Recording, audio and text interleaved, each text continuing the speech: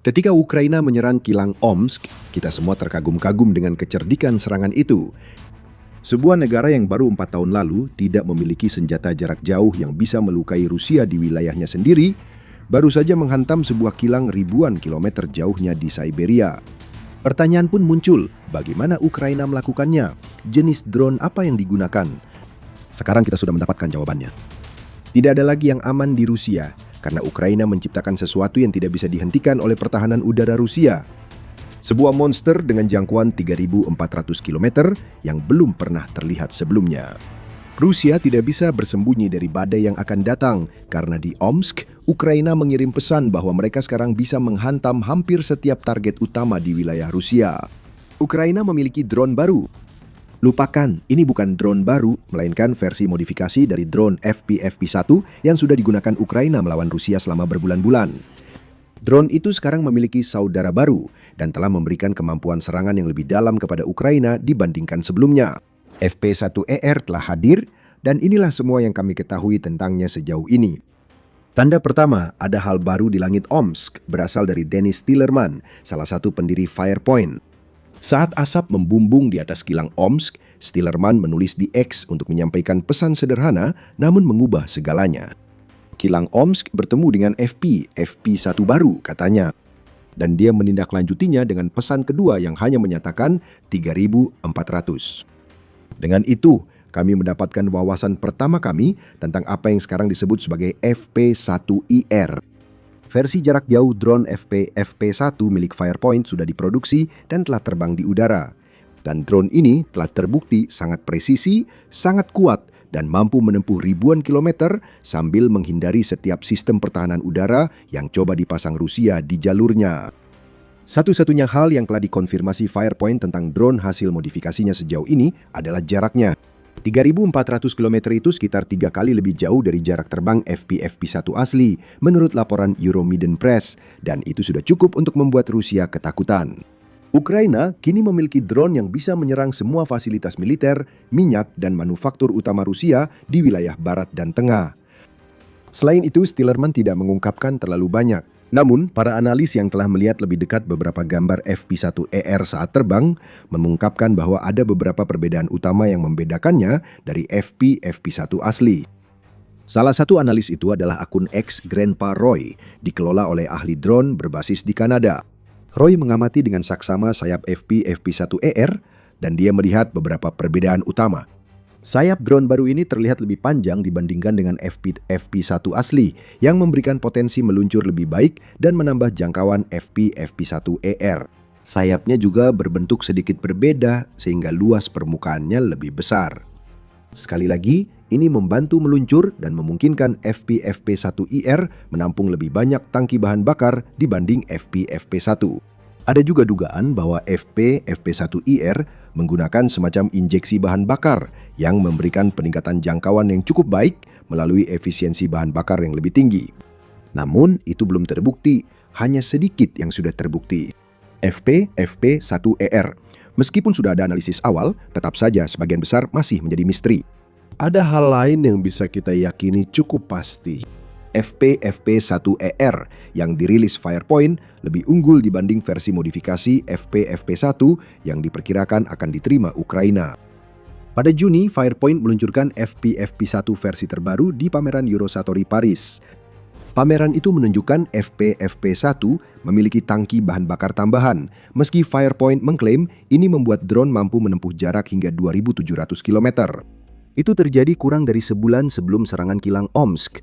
Jadi hanya dalam beberapa minggu, tampaknya Firepoint berhasil meningkatkan versi terbaru FP1 lagi untuk menambah 800 km lagi pada jangkauannya. Entah itu, atau versi FP1 yang terlihat di Eurosatory adalah drone yang benar-benar berbeda dan FP1ER telah dirahasiakan sampai akhirnya jatuh di kilang Omsk. Kedua, kita setidaknya bisa memperkirakan kisaran harga dari FP1ER. Seperti yang disampaikan oleh Euromaidan Press, FP1 asli membuat Ukraina harus merogoh kocek sekitar $50.000 Amerika Serikat per unit. FP1ER lebih mahal karena sayap lebih besar dan tangki bahan bakar tambahan. Namun tambahan tersebut tidak akan cukup untuk membuat harga FP-FP1ER lebih mahal dari senjata jarak jauh utama Firepoint lainnya, yaitu FP-FP5. Hibrida rudal jelajah itu memiliki jangkauan yang mirip dengan FP1ER, tetapi harganya mencapai $500.000. Tampaknya sangat mungkin bahwa Ukraina akan dapat membeli beberapa FP-FP1IR dengan harga 1 FP-FP5, yang menunjukkan harga di kisaran $100.000. Mungkin bahkan lebih murah. Semuanya tergantung pada seberapa besar kontribusi tangki bahan bakar dan material sayap terhadap harga. $50.000 dari FP1 asli. Apa yang dilihat Rusia di sini adalah sebuah drone yang memiliki kemampuan untuk menyerang ratusan target dan dapat dibangun dengan biaya yang jauh lebih murah dibandingkan sebuah rudal. Dan itu mengkhawatirkan. Ini berarti Ukraina mungkin dapat meluncurkan kawanan besar FP1IR di masa depan. Soal hal lain tentang FP-FP1ER kita hanya bisa berspekulasi. Misteri masih tersisa, dimulai dari muatan drone tersebut. Versi asli FP-FP1 bermuatan 60 kg, sehingga daya ledaknya belum cukup untuk melakukan serangan seperti yang kita lihat di Omsk. Firepoint kemudian meningkatkan FP-FP1 agar dapat membawa 105 kg bahan peledak, dan tampaknya FP-FP1ER menggunakan hulu ledak dengan ukuran sekitar itu. Kemungkinan besar, tapi belum dikonfirmasi. Hulu ledak FP-FP1IR mungkin sedikit lebih besar, tergantung apakah sayap yang diubah dan tangki bahan bakar tambahan bisa menyeimbangkan berat ekstra itu. Hal lain yang belum kita ketahui tentang drone baru Ukraina adalah bagaimana sistem pemandunya bekerja. FP-FP1ER kemungkinan besar memakai kombinasi navigasi satelit dan navigasi inersial seperti yang Anda harapkan pada senjata ini. Rusia punya sistem peperangan elektronik yang bisa mengacaukan sinyal satelit, sementara drone yang menempuh ribuan kilometer memberi banyak peluang terjadinya gangguan sinyal. Navigasi satelit bisa jadi risiko. Jadi ada kemungkinan bahwa ada semacam AI yang digunakan pada FP-FP1IR. Apa AI itu sebenarnya belum diketahui, dengan asumsi AI itu memang ada. Patut dicatat, FP-FP1 yang ditingkatkan dan dipamerkan di Eurosatory disertai klaim Firepoint bahwa drone mereka mulai dibekali sistem AI. Tidak ada detail yang diberikan, namun masuk akal jika AI digunakan pada drone jarak 3.400 km untuk mengantisipasi gangguan sinyal agar penerbangan tidak sia-sia. Akhirnya, ada satu hal lagi soal FP-FP1ER yang kita tahu pasti. Jet tempur terbaik Rusia gagal menghentikannya di Omsk. Tak lama setelah serangan Omsk oleh Ukraina, foto dan video mulai beredar di media sosial yang tampaknya menunjukkan bahwa Rusia telah mengerahkan Su-57 untuk menghentikan drone Ukraina. Su-57 seharusnya menjadi jet tempur generasi kelima milik Rusia, meskipun ada banyak keraguan tentang kualitas rangka pesawatnya yang tampaknya menempatkannya di level tertinggi generasi keempat. Tetap saja, ini jet tempur terbaik Rusia dan kombinasi kecepatan serta daya tembaknya lebih dari cukup untuk menghentikan hampir semua drone Ukraina. Namun, Su-57 milik Rusia gagal berkali-kali. Euromaidan Press menyebut Ukraina mengirim sekitar 7 drone ke Omsk pada 6 Juli yang memberi banyak target bagi Su-57 Rusia dan meningkatkan kemungkinan drone terlihat di radar Rusia. Memang Michael Bonnet yang merupakan analis di RAND menunjukkan bahwa Rusia mengerahkan baik Su-57 maupun A-50 AWACS atau pesawat peringatan dini dan kendali udara untuk menghadapi drone-drone Ukraina. Bonnet menyatakan ini pertama kali kombinasi seperti ini terlihat, menandakan radar Rusia mendeteksi drone Ukraina jauh sebelum tiba di Omsk. Drone FP-FP1 lambat dan butuh waktu berjam-jam ke Omsk. Kecuali pesawat A-50 dan Su-57 terus berada di udara 24 jam sehari, 7 hari seminggu, yang sangat kecil kemungkinannya karena jumlahnya sedikit. Berarti drone FP-FP1 ini telah dilacak selama beberapa jam agar pesawat bisa lepas landas, kata Bonnet. Namun, drone baru FP-FP1ER Ukraina tetap berhasil lolos dari kehancuran yang nyaris pasti. Hal itu kemungkinan karena mereka adalah target kecil yang bisa terbang di ketinggian rendah. Walau drone masih tampak di radar Rusia, terbang rendah memaksa jet tempur Rusia turun ke ketinggian tidak nyaman untuk menghadapi drone itu. Jelas, Su-57 gagal dalam tugasnya. Terbang serendah ini membuat drone sulit dideteksi, kata Bonnet. Inilah yang kini dihadapi Rusia. Drone Ukraina baru, hasil pengembangan drone sebelumnya, mampu terbang 3.400 km, mengantarkan muatan besar secara presisi, serta menghindari pertahanan udara dan mengelabui jet tempur terbaik Rusia. Itu mimpi buruk bagi Putin. Kita telah melihat mimpi buruk itu terjadi di Omsk. Kita akan segera ungkap apa yang sebenarnya dilakukan FP-1ER di kilang Siberia. Sebelum lanjut, ini pengingat bahwa Anda sedang menonton The Military Show. Jika Anda mendapat wawasan dari saluran kami, jangan lupa berlangganan dan tekan lonceng notifikasi untuk melihat lebih banyak video. Mari kita kembali ke kilang Omsk. Kita telah membahas jenis drone yang dipakai Ukraina untuk menyerang kilang di Siberia, namun belum membahas hasil serangannya. Hasil-hasil itu penting. Sebanyak apapun desain ulang dan spesifikasi mengesankan itu, tidak berarti apa-apa, kecuali drone baru Ukraina benar-benar bisa menimbulkan kerusakan ketika sampai di targetnya. Benar, drone Ukraina memang menyebabkan kerusakan. Ukraina memilih kilang Omsk karena beberapa alasan. Jaraknya tentu saja salah satunya. Bagaimana lagi menunjukkan pada Rusia bahwa ada ancaman baru selain mengirim ancaman ke kilang yang berjarak sekitar 2.500 km dari Ukraina. Rekor jarak dipecahkan lewat serangan drone ke Omsk yang sudah menjadi pesan tersendiri. Namun yang jauh lebih penting, kilang Omsk adalah yang terbesar di seluruh Rusia, menyumbang sekitar 10% dari seluruh pengolahan minyak negara itu, menurut laporan Euromaidan Press. Omsk memasok lebih dari setengah bahan bakar kendaraan di distrik federal Siberia dan dapat memproses 22 juta ton minyak mentah per tahun. Serangan Ukraina tak hanya menarget kilang itu. FP-1ER membuktikan ketepatannya dengan menghancurkan sepasang unit distilasi di Omsk yang jika digabungkan memungkinkan pemrosesan 50.000 ton minyak mentah setiap hari. Citra satelit yang muncul sehari setelah serangan 6 Juli menunjukkan bahwa drone Ukraina berhasil mengenai kilang tersebut sebanyak 4 kali. Unit ELU AVT-11 yang diserang Ukraina sendiri memiliki kapasitas 8,6 juta metrik ton minyak mentah per tahun dan sekarang menjadi puing-puing yang terbakar. Pipa proses juga diserang di Omsk. Tingkat presisi di sini membuat kita bertanya-tanya, apakah FP-1ER hanya mengandalkan navigasi satelit dan navigasi inersial? Drone Ukraina menempuh ribuan kilometer dan menyerang target spesifik yang tersembunyi di fasilitas luas. Tingkat akurasi itu tak pernah diduga, semakin memperkuat rumor soal penargetan AI yang beredar. Meski ada rumor soal FP-1ER, kita tahu drone Ukraina telah menimbulkan kerusakan dahsyat. Dalam laporan lanjutan, Reuters mengungkapkan bahwa Rusia terpaksa menghentikan proses di kilang Omsk untuk waktu yang tidak ditentukan.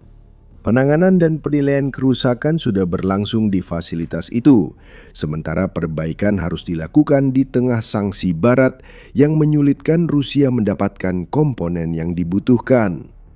Dengan FP-1ER Ukraina memutus jalur bahan bakar utama Siberia dari jarak yang belum pernah terjadi sebelumnya.